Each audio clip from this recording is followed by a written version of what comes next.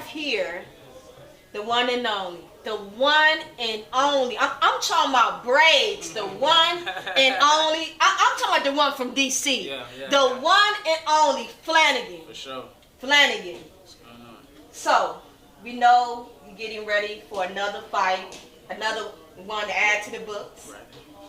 Looking back at your 10-year journey as a fighter, how would you describe your skills and style in the ring? I would say I'm polished, right? Always got something to work on, but I would say for the most part I'm polished. For the lack of experience I have in the amateurs, like you wouldn't be able to tell when you see me fight. So I'll say polished if I had to use one word. Okay, polished. I like that. Polished. So fresh and so clean.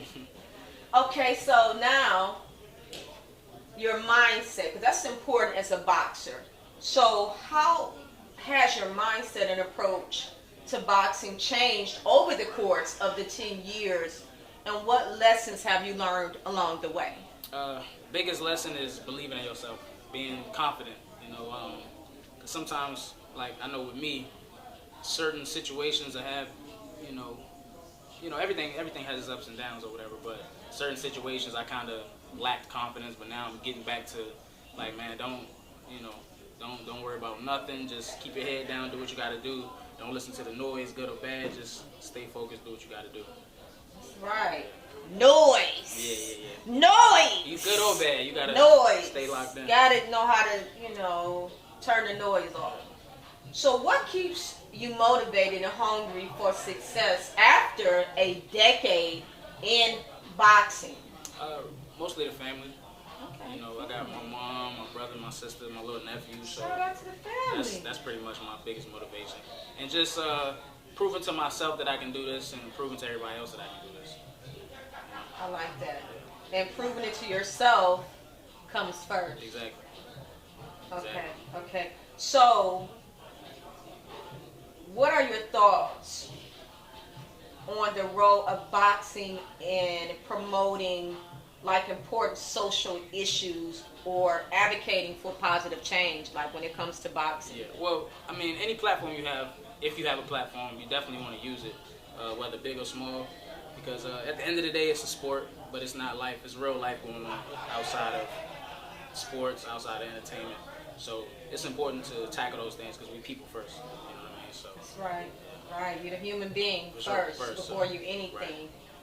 Now, in what ways have you seen the boxing landscape change? There's so many things. We've had some major fights.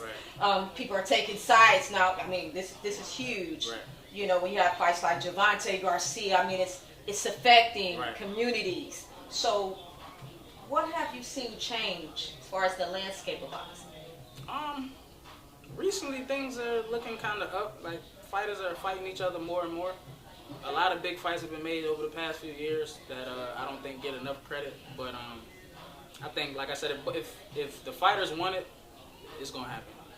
If the fighters really want it, like if you look at Terrence Crawford and Errol Spence, they got on the phone and actually made the fight happen.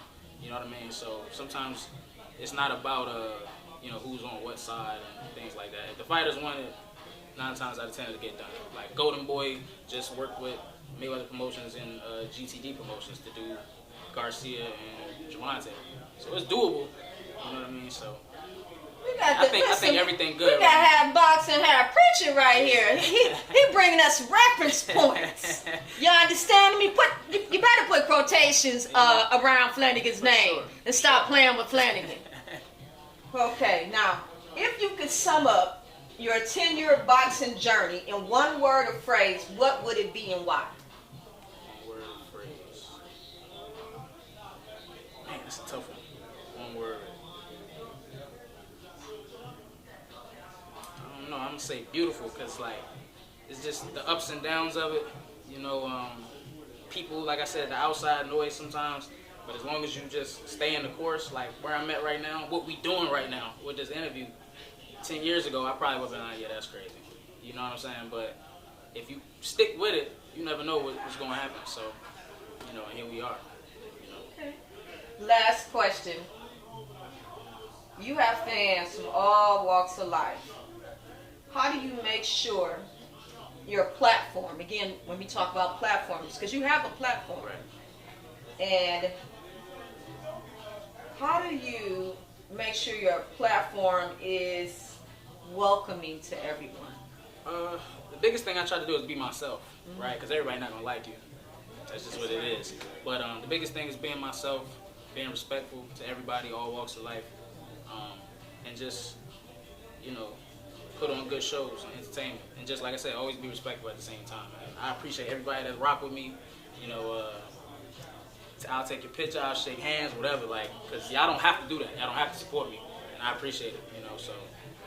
Okay. Give us or give the world something or a little piece of you that we don't know. I'm a mama's boy. I don't care. Yeah, I love my mama, man. Shout out to my mama. Shout out to Flanigan. You know Listen, this coming from behind the box. Your mom. We hope you watching this. We love you. We appreciate you. Sure. Without you, there would be no Flanigan. So shout out to your mom. Sure. Shout out to the family. Sure. You know, we appreciate her bringing you into the world. Sure. Appreciate y'all.